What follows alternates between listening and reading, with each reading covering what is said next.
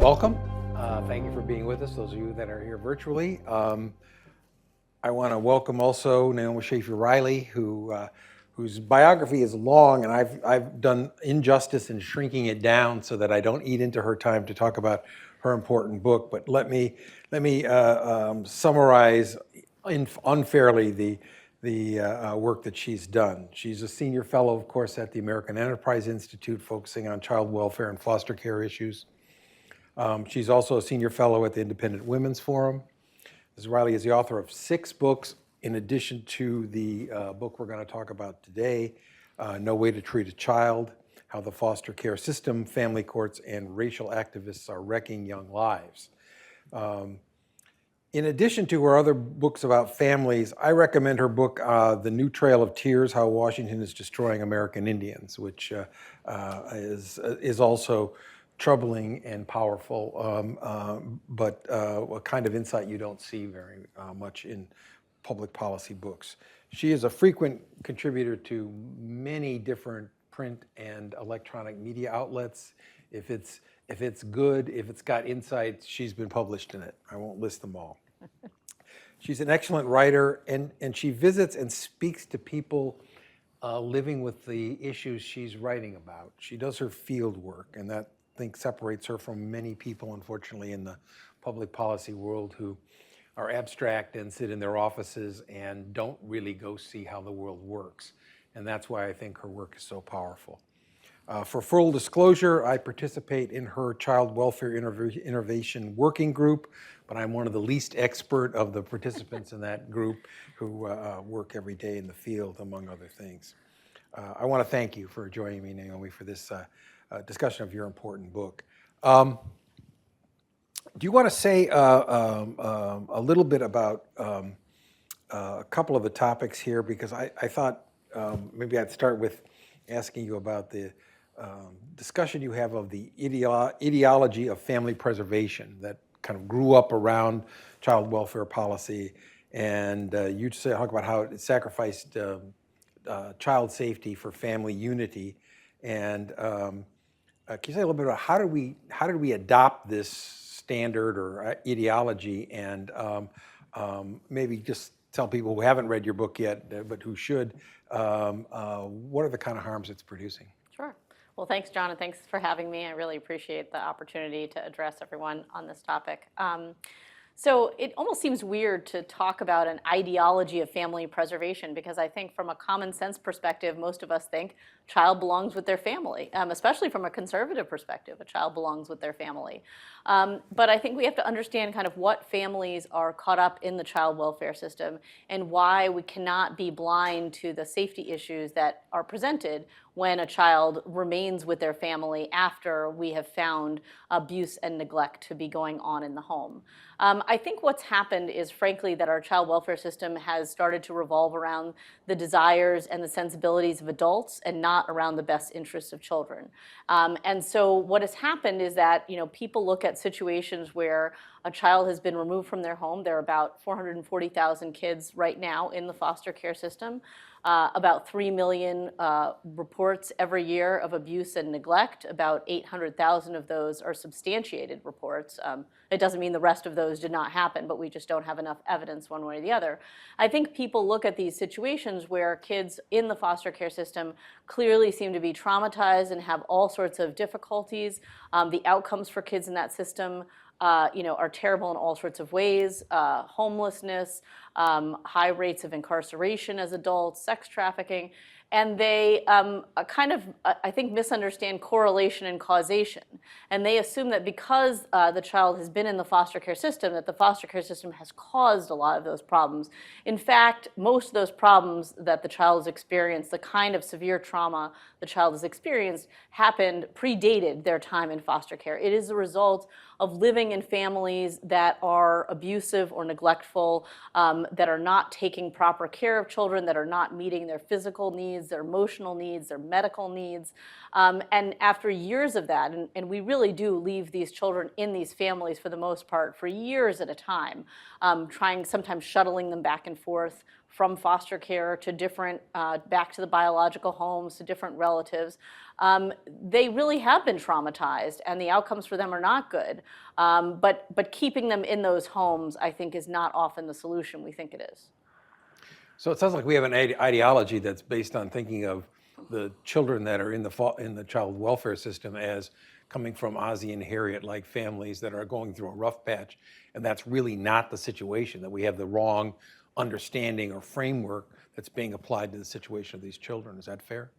That's absolutely fair. And I think most commonly people assume that it is poverty that is causing these problems. It is true that impoverished families are disproportionately represented in our child welfare system, but I think it's important to understand, and assuming that poverty is causing these problems, I think does a disservice to the tens of millions of poor families or low-income families in this country who do a great job of raising their children, and who are able to meet all their needs and who are not abusive or neglectful. So it's true that, again, poverty is disproportionately represented in the system, but again, correlation and causation. It's also true that poverty is the effect of many of the dysfunctions that are appearing in this family. For one thing, and I know we're going to talk about this a lot, is the drug crisis. If you look at kind of just the statistics that states provide to the federal government, child welfare is basically a state-run system, but they get about half their money from the federal government. The states would say, on average, probably at least 40% of the cases where a child has been removed to foster care involve substance abuse and mental illness, some co-occurring substance abuse and mental illness. But if you talk to people in the field, I mean, that number really goes upwards of 80%, I think. And the foster parents I talk to say that they cannot even think of a case, in most cases, where substance abuse was not involved in the removal of a child. And so just understanding kind of what is causing the dysfunction in these homes, it is not poverty in most cases. And there's an interesting study that was done that actually looked at children who had received public assistance and children who had received public assistance and were reported for child abuse or neglect. And the outcomes between those two groups were significantly different. And it suggested that these just reports, not even substantiated reports, but just these reports were signifying something much more difficult and much more complex going on in these homes that we need to be aware of. I want to also ask you a little bit about the harm that you describe in the book about the bias toward kinship care and what that's done. Can you explain maybe what that is and then why is it problematic? Sure. Well, again, kinship care seems like a completely common sense idea to most of us, and to conservatives, including conservatives, but really everyone. If you cannot care for your child, you would hope that your sister or your mother or someone would be able to step in. And in fact, that goes on all the time in this country outside of the context of a child welfare. Government is never even involved. If you have a parent who's died young, a tragic car accident or something like that, you would have a group of family members or friends who would step in to take custody of that child, care for that child. The kinship system in the foster care system is a little different. So first of all, it means that the government had to get involved. So this group of relatives, this support network, is not rushing in absent the involvement of government here who's taking away the child. So one thing it sort of tells you about those family members, not to disparage all of them because many of them are doing a great job, but one thing it tells you is that they waited this long until the problem got this bad in order for them to get involved. In some cases, of course, they're also being paid like foster parents. And for most of us who would be in a situation where we take care of a relative's child, we would not expect to necessarily be paid for doing that work.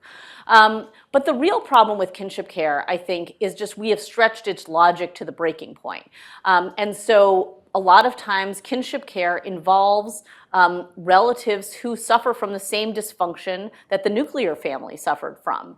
And we're not applying the same standards to kinship placement that we would to non-relative foster care placement. So a lot of these kinship relatives don't have to pass a background check, or we have much lower standards for what constitutes safety in their home.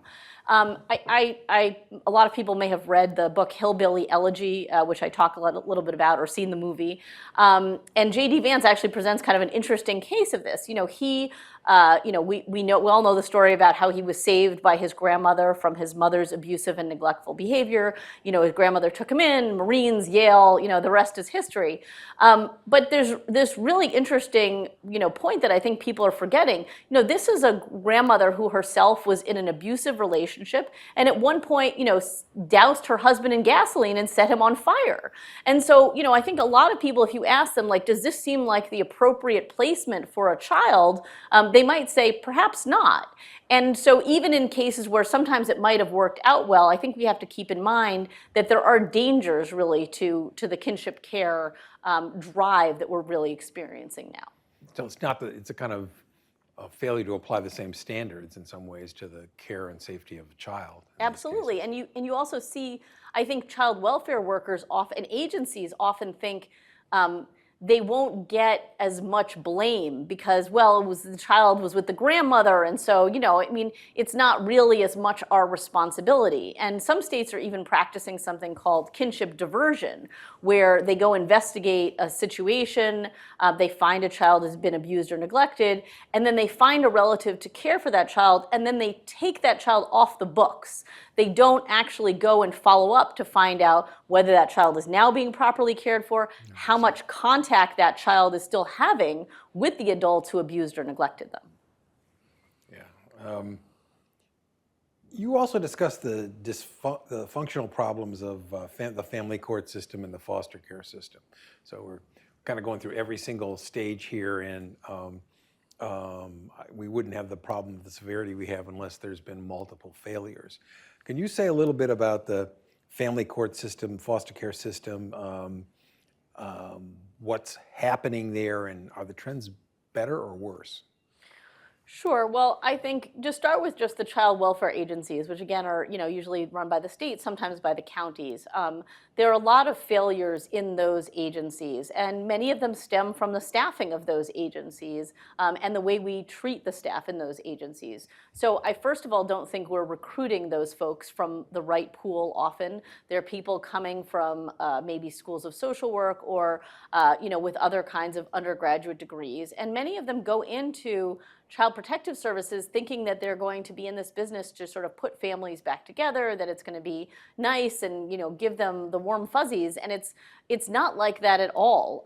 And there's a 40% turnover rate in child welfare agencies, in part for that reason. And so, again, that makes the problem worse, of course, because you never get veterans, who have been doing this work for a while.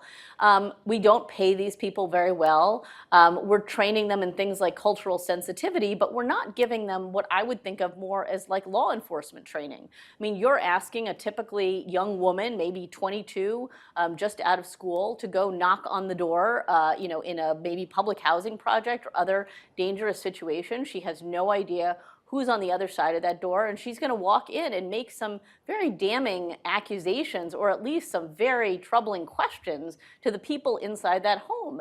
And we have not been offering her, I think, the kinds of trainings and protections that she needs in order to do her job well.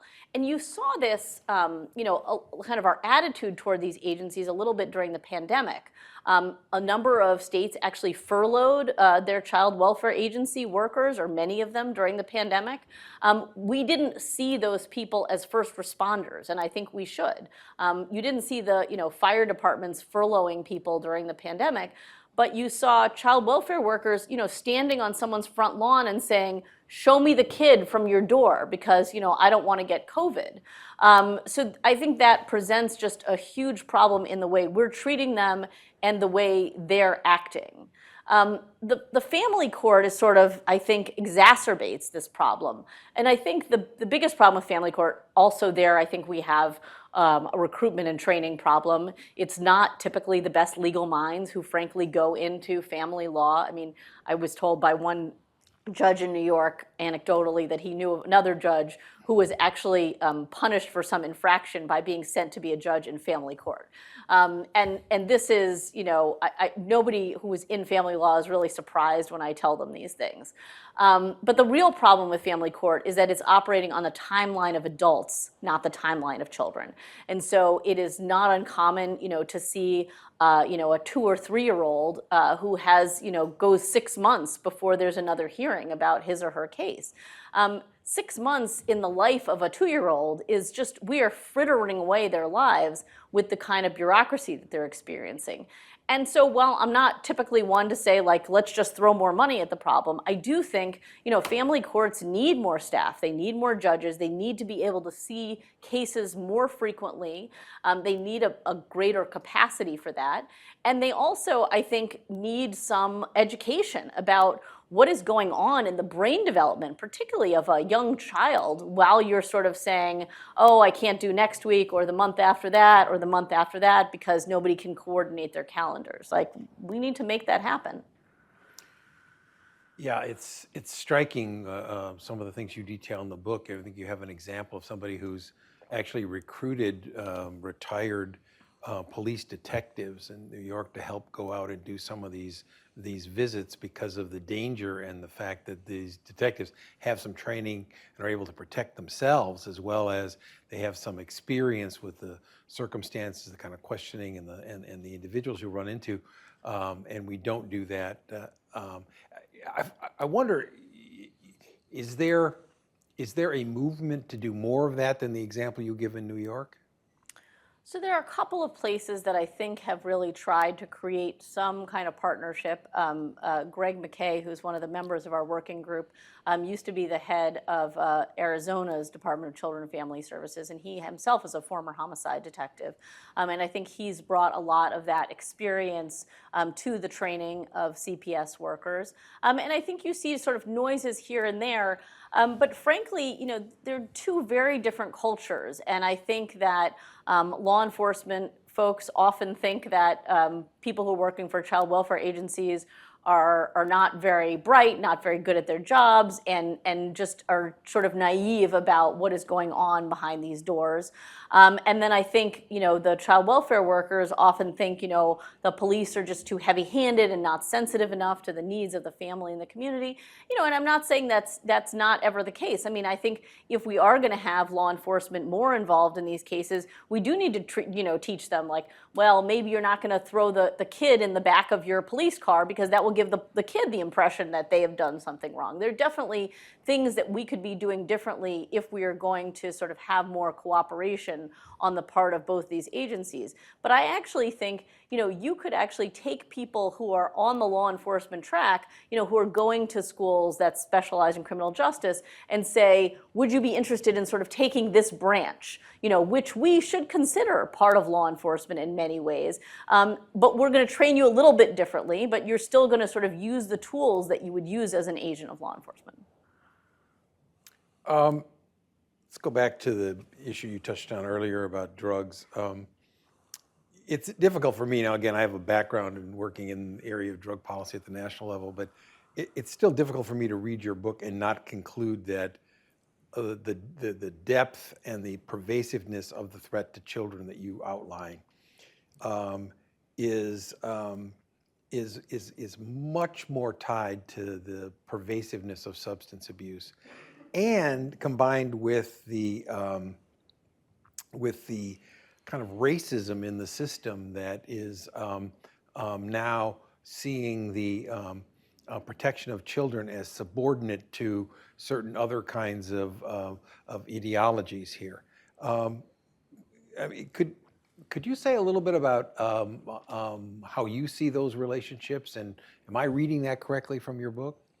Yeah, I mean, to start with the drug crisis, I mean, I really think our drug crisis is driving our child welfare crisis. And I think that there is a just sense, a growing kind of cultural sense that drugs are sort of basically harmless with, adults who use them and they're consenting to them, and, they know the harms and they can kind of control their use of them.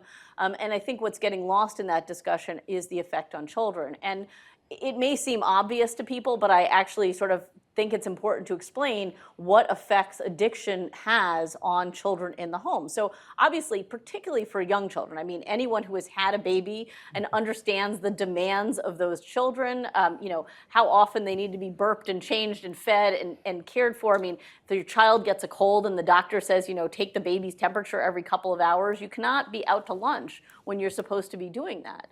And then even when children move into what I like to call the mobile but totally irrational stage, they're trying to run out the front door, or swallow Legos, or touch a hot stove. All of those things that I think test even the abilities of a sober parent are definitely a problem for people who have addiction issues.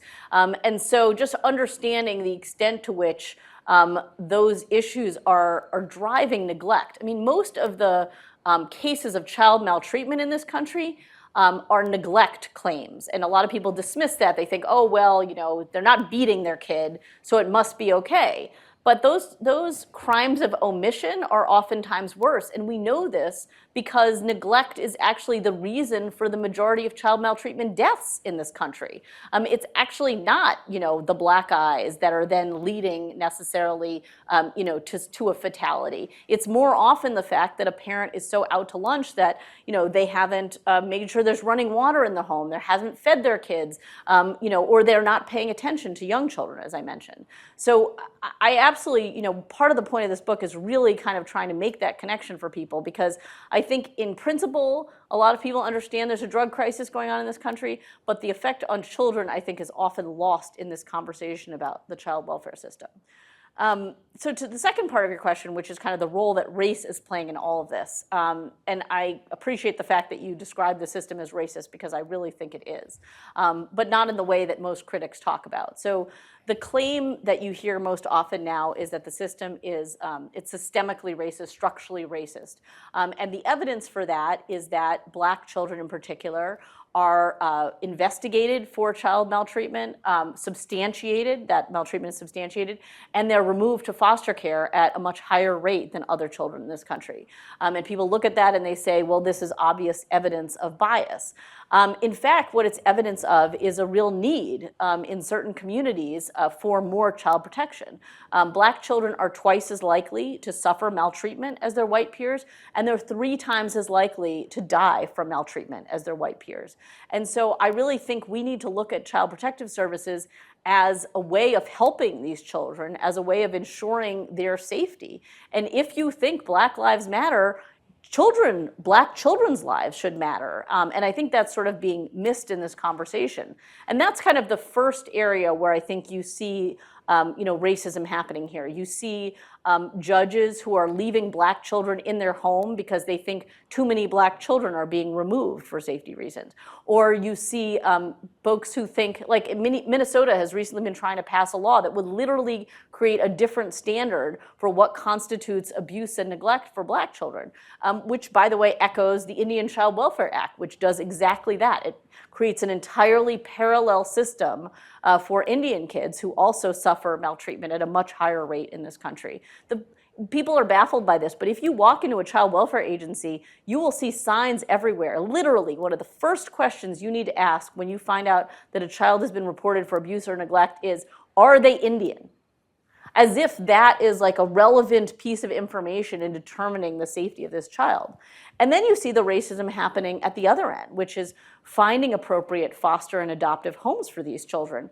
A lot of people are really obsessed with matching skin colors. They think that the most important thing is not finding a permanent, stable home for these children, but finding a home where the adult skin color matches the kid's skin color. People are trying to overturn federal regulations that require non-discrimination in this area. You find adoption agencies that are literally berating parents about their white privilege and telling them that they will be actively harming a child if they adopt across racial lines.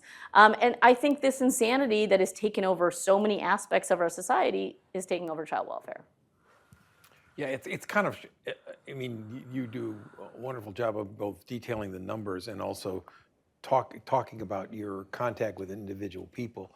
I remember a discussion in the working group about the threat that child welfare workers feel in certain neighborhoods because of this racial heightening, where a parallel to defunding the police and stigmatizing the police is that the child welfare workers coming into our community are here to just take our children, and to deny the protection of those children on the basis of this kind of ideological poison that's been in our system. Do you see, it seems to me this is worsening. Is that your experience in the field? Yeah, I think that it absolutely is worsening. I think this country really had a kind of consensus in the 1990s on a lot of child welfare issues. I think it coincided with consensus about welfare reform, crime issues.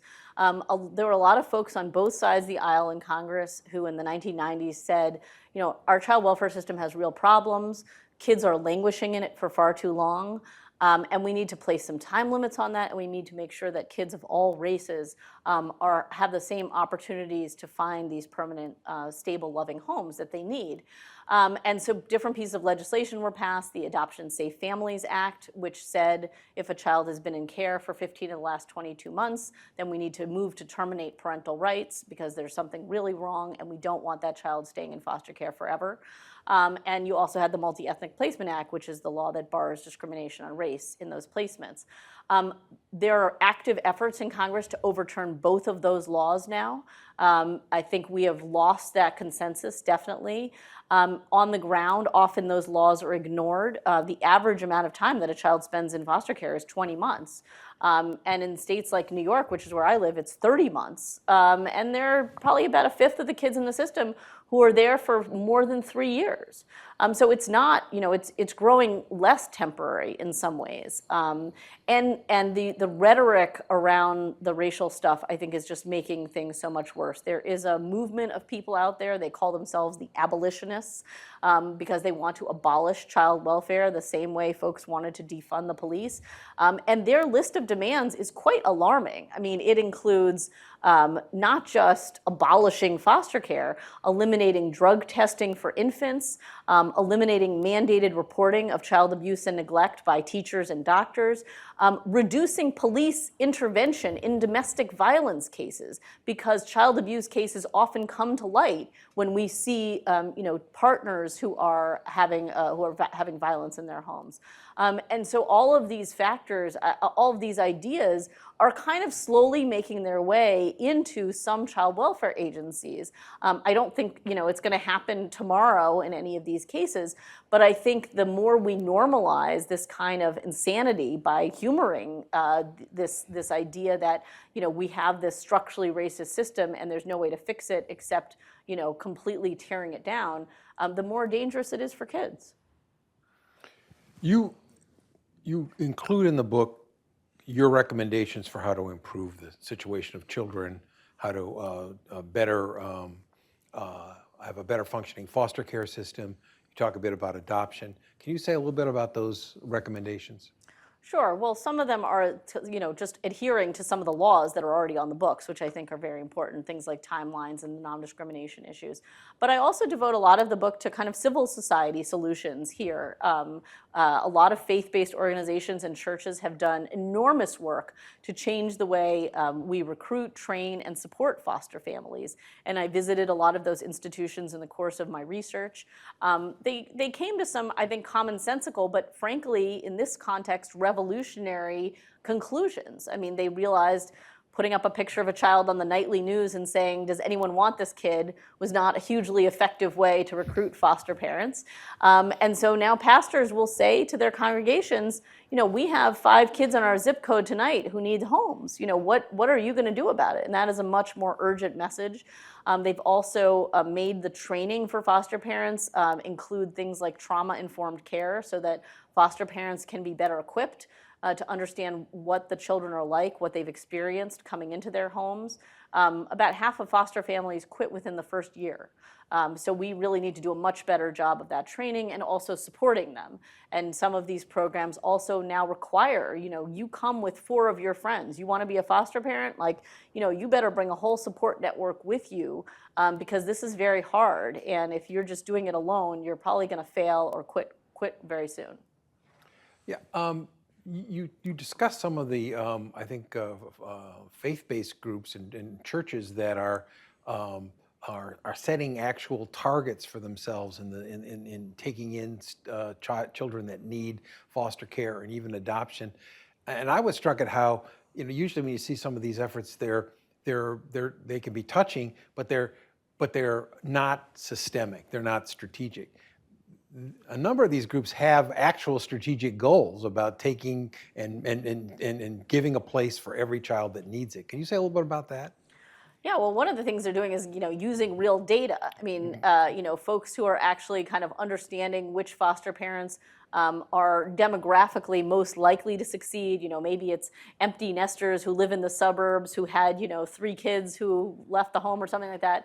And really doing more targeted approaches to finding parents who kind of fit that demographic profile.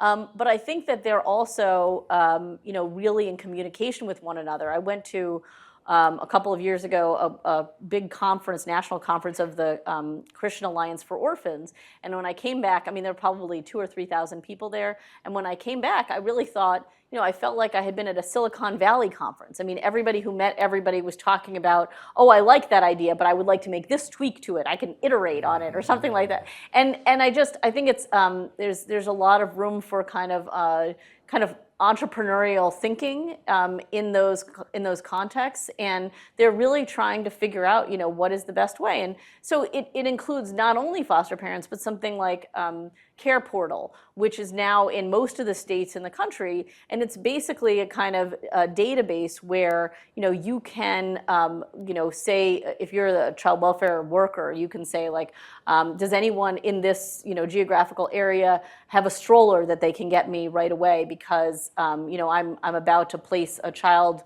in this foster home and this family doesn't have that, and otherwise that child welfare worker is going to have to go to Target and or the foster family is going to have to be running around finding these supplies. So it's also a sense that there's room for a lot more people to be helping and supporting in this area, and these organizations are figuring out ways to sort of let more people in. In this discussion and in thinking about your book, in a certain way, it reminds me of the kind of the best of times and the worst of times. You have real innovations, and we've learned a lot of things. We haven't put them to use, and we've been dogmatic in destructive ways, as you've described them. Where do you think we're going to go from here, and what's going to decide whether or not it gets better or not? Well, I mean, I think this is probably true, not just in the child welfare context, but more generally, is I think some common sense has to return to this policy discussion. Our working group put out a paper called What Child Protection is For. And I think a lot of the people in the group probably maybe 3 years ago would have said, this is a ridiculous idea for a paper. Everybody knows what child protection is for. It's in the name, protecting children. But over the course of the last couple of years, I think more and more people have felt like we're losing this common sense, and we're losing these basic ideas of what these systems are supposed to do, and why you can't just dismantle them and expect everything is going to turn out okay. And so I think, as in so many other contexts, you need sort of these sensible people to say, okay, enough is enough. We are going to speak up. We actually have quite a bit of expertise in this field. We are on all different ends of the political spectrum, although in child welfare, it's mostly liberals who are doing this work. But there are sensible liberals who are doing this work in my way of thinking. And I think that they have really sort of, need to be the ones to sort of say, we recognize that there may be problems in the system, but this whole radical idea of dismantling it is going to be terrible for children. And so that's where I hope things are going. I hope things are moving in the direction of, can we get back to a kind of 1990s consensus on these issues where we understand that there's certain basic important things like child protection that the government needs to do and needs to do really well. Maybe as the last question, I did a book event a little while ago with former New York Police Commissioner Bill Bratton. He wrote a book about his work both in New York City and in LA. And he took on the issue that a number of people have mentioned in the criminal justice system, that what we've had is a series of institutional failures. family in some areas, schools, public safety, but the child welfare system as well, and that all of those failures fall through the safety nets or the institutions that were intended to address them to the police and crime on the street. And many times you hear this argument, and it's to say, well, you're asking the police to do things they can't do. He took a different view in his book, which is, look, that's what's happening. Police departments, especially in major metropolitan cities where there are institutional resources, now need to coordinate those other institutions and help them work. I know that police are many times, of course, the first on the scene when these terrible instances of violence and neglect happen. You think that's promising, or you think what has to happen is there has to be more effective outreach by child welfare agencies? Probably both. I mean, I definitely sympathize with the idea that there are all these other institutions that have broken down. And one of the reasons that I wrote this book was that I actually found the conservative response to child welfare very lacking. I actually asked people, what is the broken windows theory of child welfare? Because I wanted to understand what the right had to offer here. And more often than not, I was met with the, well, this is the breakdown of the American family, and what do you expect? Which is a totally true and totally insufficient response to the 500,000 kids who are in foster care right now. So what are the backstops? How can we sort of help that? I mean, I do think law enforcement plays a role here, but what you find is that their decisions are often being overridden by child welfare agencies. So, a lot of times people will call the police when they hear something terrible going on next door in their apartment building. And the police will show up and there'll be some kind of investigation, but they'll refer it to child welfare, which I think is then falling down on the job. So I would not, a lot of these problems that you're just seeing in the child welfare agencies, I think the police are largely doing what they're supposed to be doing. And I think the child welfare agencies are so driven by this ideology that they're letting a lot of things fall through the cracks. I mean, in New York City in the last few months, we've had 3 high-profile child fatalities of children who had been reported multiple times to authorities, both police and child welfare agencies. And we're still waiting for some report about how this could have happened. But frankly, it happens again and again. I wrote a piece recently because I was kind of curious. In the past, one thing child welfare agencies have claimed is that they're overwhelmed. They have too many cases. And in some jurisdictions, that might be true. But New York City has so reduced the caseload of child welfare workers that they are now averaging 5.9 children per caseworker that they're supposed to keep track of.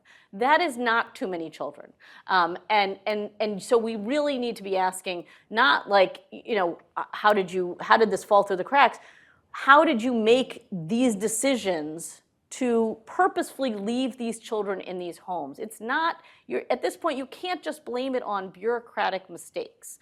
And so I think, one of the things that, we can see in the reform and the improvement of policing over the last 20 years is that it is possible to do this in child welfare agencies. It is possible to assess risk, to figure out, what is going on. I mean, we talk a lot about the use of predictive analytics in trying to understand which children are most vulnerable and which children need our attention the most. And I think that's something that, the police departments have really made use of, is, our ability to understand that better. Child welfare agencies could do the same. Let me ask you a last question. You talk about this a bit in the book as well, and that is when you talk about the kind of misguided ideology that has caused some of these problems, also a lot of it's coming from the schools of social work and the places where people who work in this field are credentialed and where they come from. What do we do about that? I mean, as you said, a lot of this has to do with the individual decisions that people who are entrusted with the responsibility of protecting children make bad decisions. Some of that's obviously driven by the ideology. Some of that's driven by somehow a different view of how human beings should behave and how the world works. What do we do about that? Well, I mean, the problem of training these folks, I think that's one of the reasons why I talk about thinking about law enforcement as a as a potential pool of folks to tap, because I don't think that they're necessarily getting the same kind of ideology in those programs. And maybe we could kind of take advantage of that fact. But I do think that at some point, we need to be asking social work programs, which of course receive lots of federal funding, if you have a 40% turnover in child welfare agencies and you have, kind of a lot of terrible results happening to children, to what extent can we hold these programs responsible for that? Are you training people well? Are you telling them about the job that you're asking them to do? I mean, part of it is obviously the agencies are supposed to be doing their own training. You're not just supposed to say, oh, you have a social work degree, we're going to check off a box. You're supposed to go through some training. Often these agencies are so short-staffed that they're basically putting people right out on the job, and I think that's part of the problem too. But yeah, it's a big problem that we're not asking people who go into these fields to study. There was the late dean of social work at the University of Pennsylvania, Richard Gellis, said he wanted his students to learn math. He wanted them to understand, how do we properly assess risk? How do you read studies about child welfare and actually understand what they mean? There's a big predictive analytics program that was going on in Allegheny County outside of Pittsburgh, which did not use predictive analytics to determine, a la Minority Report, whether somebody had actually committed a crime, but how quickly we needed to send somebody out to investigate a report. And one of the amazing things is that despite the fact that this tool had been proven time and time again, and there were certain things that they asked people to do, if the risk score showed X, Y, or Z, you found that the social workers were always second guessing it, or were just not following the instructions because they didn't understand what it meant to calculate someone's risk. And so, there are all sorts of other skills that people need. It's not just like being a people person, which I think is, and being racially sensitive, of course, which seem like the top two, credentials that people think they need to go into this work. Who are going to be the leaders, good or bad here? Well, because this is a state-run system, I think that there's actually quite a bit of power that governors and legislatures have if they are willing to kind of delve into this issue.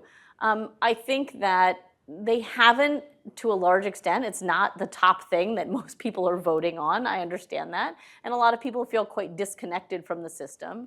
But I also think conservatives have been completely MIA on this issue. And one of the reasons is that at the state level, they encounter two problems. The first is, people saying the way to fix the system is just put more money into it, which, as I said, I'm not opposed to, but that's not the way to fix the system. That's not the only way to fix the system. And so nobody wants to be prominent on saying, no, I want to deny money to kids who are in foster care. That's not a nice position to be in. And the second thing is, as soon as they come to the table to talk about this stuff, they're called racists.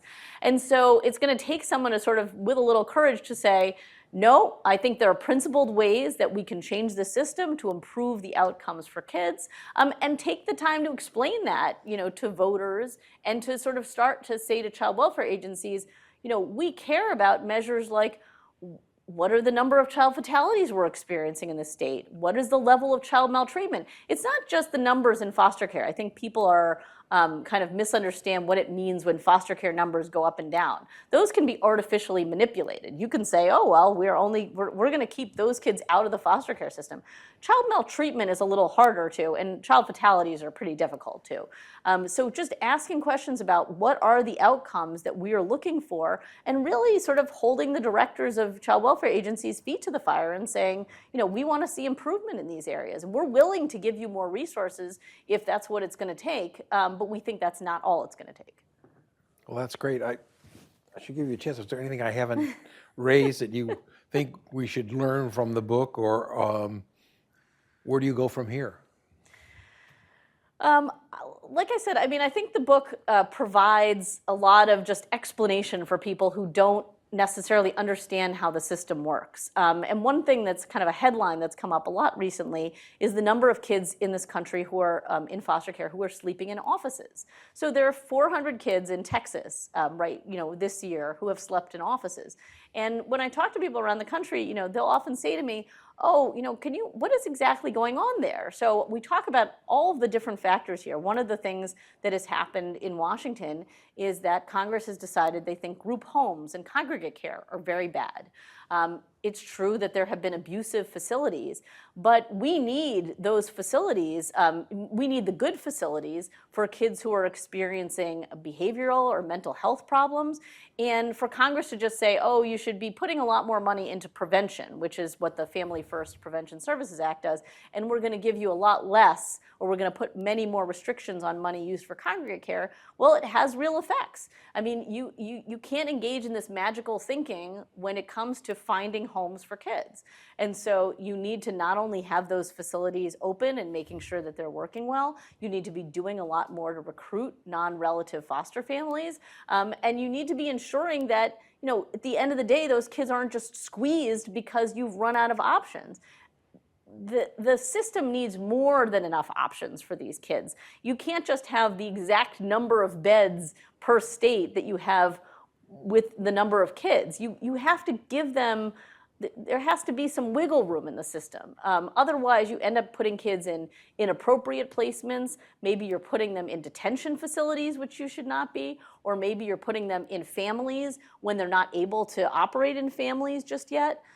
So I think that there's just too much, like I said, magical thinking that's going on in this So when area. you said they're sleeping in offices, they're sleeping in like foster care. Child welfare agency HQ offices, yes. And sometimes, and CPS workers are being asked to stay overnight with them in those offices because nobody else is there to supervise them. Yeah, I think that's one other thing I would mention here for people who haven't read the book or don't know what the realities are out there. You talk about some of the serious, in the most serious cases, some of the mental illness that children suffer and the trauma and the reaction to trauma that children suffer that really require much more intensive clinical support. I think people overlook that frequently, and the same thing with the substance abuse. And we've known for a long time that one of the characteristics, especially of severe substance abuse, is a kind of withdrawal into the self. I mean, my life revolves around seeking and using the drugs. Well, obviously that means you're not taking care of your family or your children. And people have some experience with that because almost every family I know has seen friends or family members that have substance abuse problems. But that doesn't translate into the way we talk about these problems, the manifestations of them in crime or the manifestations of in other self-destructive and other destructive activity. And there's a kind of willful blindness which is now magnified by a kind of racism overlay that you can't say this if it involves a disproportionate reference to one race or another race, so that the care of the individual, because I guess the other point I would say is it's another example of how it's not just an ideology about whether the individual or the group is important. You're saying that in the way group thinking is applied in the child welfare system, children are harmed. That you have to make the child the first and foremost, and what's best for them. It's hard not to see that's common sense, but on the other hand, there's this desire to say, no, it's family preservation. Oh, no, it's got to be, there has to be some reference to their racial or group identity, which we kind of would like to say, yeah, okay, fine, we want to defer to the family, but in these difficult cases where it is different and it makes a difference in the future of the child and the welfare of the child, we have trouble making those decisions. I'm struck by how, and you do a wonderful job of kind of explaining that in particular cases and how it's operating to change institutions for the worse. Yeah, I think children are being treated instrumentally. I think that they are sort of a tool in some ways for thinking about rehabilitating adults. And so we feel bad for the adults in the system, and we absolutely should. I mean, many of the adults who who are being investigated by child welfare have experienced poverty and addiction and mental illness, and many of them have even spent time in the foster care system themselves. And so, I am all in favor of giving these parents as many chances as we can to, get help with addiction problems or other issues, as much support as we can give them. But the hardest question, I think, in child welfare is how long should children have to wait for their parents to be rehabilitated? And at what point are we going to say that child's development is so important that we need to find a different home for that child so that they can have a chance at proper social, emotional development, so that they have a sense that some adult is going to be there to meet their basic needs on a regular basis. I mean, we know so much more about child's brain development now than even we did in the 1990s when these timelines were first set in place. A child, between the ages of 0 and 3, who finds that when they cry, an adult is not there for them, I think, we know so much about the harm that causes down the line, that I think it's really amazing that we are listening more to the needs of adults in this system. I mean, adults are very articulate. Even inarticulate adults are much more articulate than children. And so they're able to make their needs and their interests known. But I think the needs and the interests of children are being ignored in the process. Well, thank you. Thank you for writing the book. Thank you for the work you're doing. And I think we all hope that common sense will come back sooner rather than later. Thank you. Thank you.